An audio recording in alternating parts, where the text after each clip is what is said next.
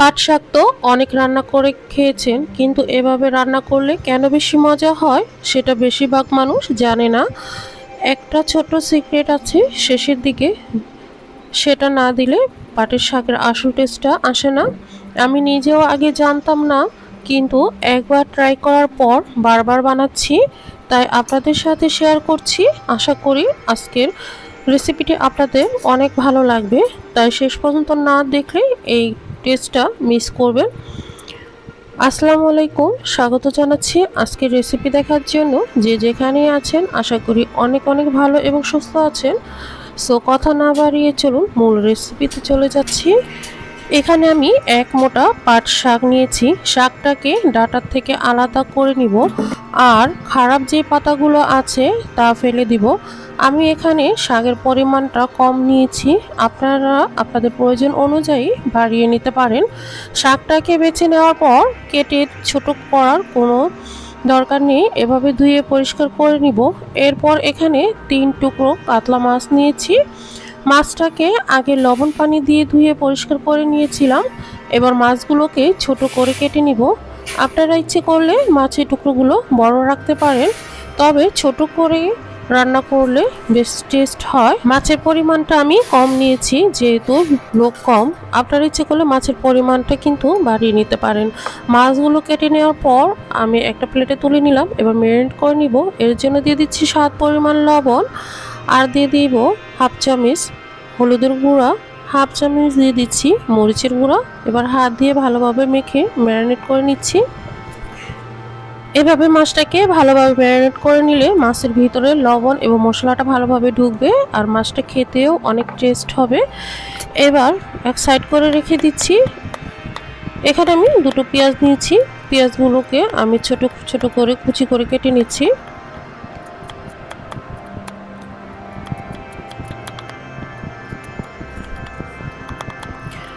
পেঁয়াজগুলোকে কেটে নেওয়ার পর আমি একটা বাটিতে তুলে নিচ্ছি।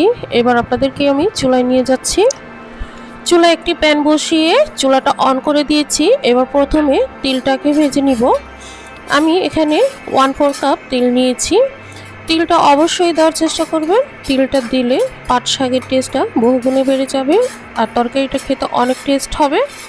তিলটাকে নেড়ে চেড়ে হালকা ব্রাউন কালার করে ভেজে নিচ্ছি। তিল দিয়ে যদি আগে কখনো পাট শাক না খেয়ে থাকেন তাহলে একবার ট্রাই করবেন, আশা করি বারবার বানিয়ে খেতে ইচ্ছে করবে। তো তিলটাকে ভালোভাবে আমি ভেজে নিয়েছি, সুন্দর একটি কালার চলে এসেছে, আপনারা নিশ্চয়ই দেখতে পেরেছেন। এবার তিলটাকে আমি একটা প্লেটে তুলে নিচ্ছি। তুলে নেওয়ার পর ঠান্ডা করে তিলটাকে আমি গুঁড়ো করে নিব। আপনার ইচ্ছে করলে পাটায় অথবা ব্লেন্ডার করে গুঁড়ো করে নিতে পারেন, তবে আমি ব্লেন্ডারে গুঁড়ো করে নিব।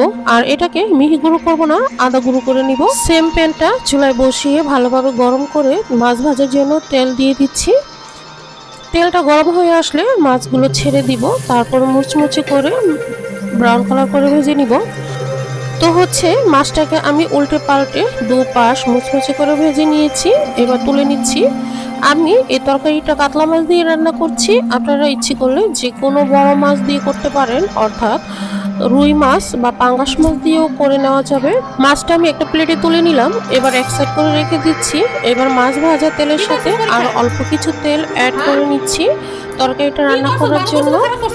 তেলটা গরম হয়ে আসলে আগে থেকে পেঁয়াজ কুচি করে রাখা দিয়ে দিচ্ছি। পেঁয়াজটা দিয়ে নেওয়ার পর নেড়ে চেড়ে ব্রাউন কালার করে ভেজে নিব, অর্থাৎ একটু নরম হয়ে যাওয়া পর্যন্ত ভেজে নিব, বেশি ভাজার কোনো প্রয়োজন নেই। পেঁয়াজটা আমি ভেজে নিয়েছি, পেঁয়াজটা নরম হয়ে গিয়েছে। এবার মশলাটা অ্যাড করে দিচ্ছি। দিয়ে দিচ্ছি হাফ চামচ আদা বাটা, তার সাথে দিয়ে দিব 1 টেবিল চামচ রসুন বাটা। রসুনের পরিমাণটা একটু বেশি দিয়ে দিবেন। এবার আদা রসুনটাকে একটু তেলের ভিতর ভেজে নিব, কাঁচা গন্ধটা চলে যাওয়া পর্যন্ত।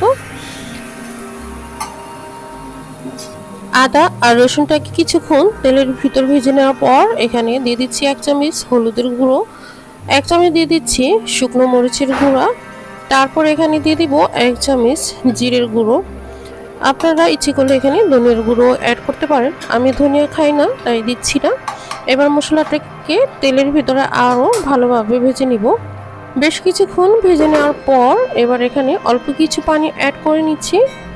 অল্প কিছু পানি দিয়ে নেওয়ার পর মশলাটাকে আরও ভালোভাবে কষিয়ে নিব। মশলাটাকে যত ভালোভাবে কষাবেন তরকারির টেস্টটা তত ভালো আসবে, খেতে ভালো লাগবে। তো মশলাটাকে আমি ভালোভাবে কষিয়ে নিয়েছি আর দেখতেই পেরেছেন তেলটা কিন্তু মশলা থেকে সেপারেট হয়ে গিয়েছে। মশলাটা ভালোভাবে কষানো হয়ে গিয়েছে আর মশলার কালারটাও খুব সুন্দর এসেছে। এবার আগের থেকে রেডি করে রাখা পাট শাকটা দিয়ে দিচ্ছি।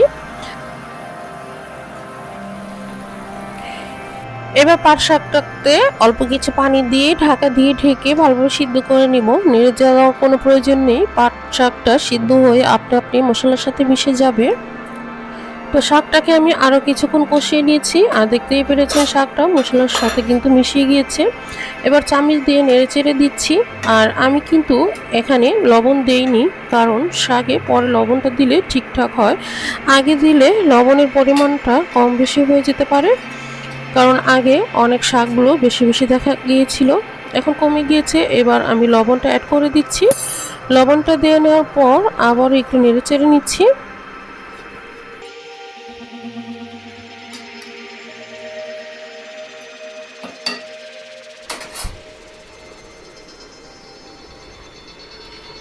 এবার এখানে মাছগুলো দিয়ে দিব। মাছগুলো দিয়ে নেওয়ার পর ঢাকা দিয়ে ঢেকে আরও কিছুক্ষণ কষিয়ে নিব। এবার তরকারির টেস্টটা বাড়ানোর জন্য এখানে একটি টমেটো দিব। তার জন্য একটা টমেটো নিয়েছি, টমেটোটাকে একটি নাইফ দিয়ে আমি ছোট ছোট করে টুকরো করে কেটে নিচ্ছি। কেটে নেওয়া হয়ে গিয়েছে, এবার আমি একটা বাটিতে তুলে নিচ্ছি। এবার ঢাকা তুলে টমেটোটা এখানে অ্যাড করে নিচ্ছি। আর দেখতেই পেরেছেন শাকের কালারটা কত সুন্দর এসছে। এবার চামচ দিয়ে হালকাভাবে আমি নেড়ে টমেটোটাকে ছড়িয়ে নিব। আলতোভাবে দিবেন, বেশি নাড়াচাড়া করা যাবে না, তাহলে কিন্তু মাছগুলো ভেঙে যেতে পারে। মাছগুলো যাতে ভেঙে না যায় ঠিক সেভাবেই নেড়ে চেড়ে নিতে হবে। আবার ঢাকা দিয়ে ঢেকে আরও কিছুক্ষণ কষিয়ে নিব যাতে টমেটোটা সিদ্ধ হয়ে যায়। কিছুক্ষণ পর ঢাকাটা তুলে নিলাম। এবার ঝালের জন্য আরও কিছু কাঁচামরিচ ফালি করে দিয়ে দিলাম। এবার দিয়ে দিচ্ছি আগে থেকে যে তিলটা ভেজে রেখেছিলাম সেই তিলটাকে আমি ব্লেন্ডারে গুঁড়ো করে নিয়েছি। আর এটা আধা ভাঙা করে নিয়েছি, বেশি মিহি গুঁড়ো করিনি। তো আপনারাও এটাকে কিন্তু আধা ভাঙা করে নেবেন। এরপর চামচ দিয়ে আবারও আলতো হাতে একটু নেড়ে নিব, নেড়ে চেড়ে ভালোভাবে মিশিয়ে নিব। আচ্ছা, এখানে ঝালের পরিমাণটা কিন্তু আপনারা কম বেশি বাড়িয়ে নিতে পারেন। আর কাঁচামরিচটা কিন্তু আগেও ব্যবহার করতে পারেন, তবে আমি পরে দিয়েছি, কারণ পরে দিলে কাঁচামরিচের সুন্দর একটি ফ্লেভার পাওয়া যায়। তো তিলটাকে আমি পাট শাকের সাথে ভালোভাবে মিশিয়ে নিয়েছি। এবার ঢাকা দিয়ে ঢেকে আরও কিছুক্ষণ কষিয়ে নিয়েছি আর পানিটা শুকিয়ে গিয়েছে। আমাদের পাট শাকের তরকারিটা পারফেক্টলি ডান হয়ে গিয়েছে। আর দেখতেই পাচ্ছেন মাশাআল্লাহ তরকারিটা কত সুন্দর লোভনীয় হয়েছে। যারা কখনো পাট শাক খায়নি তারাও এর প্রেমে পড়ে যাবে, একবার খেলে বারবার বানিয়ে খেতে বাধ্য।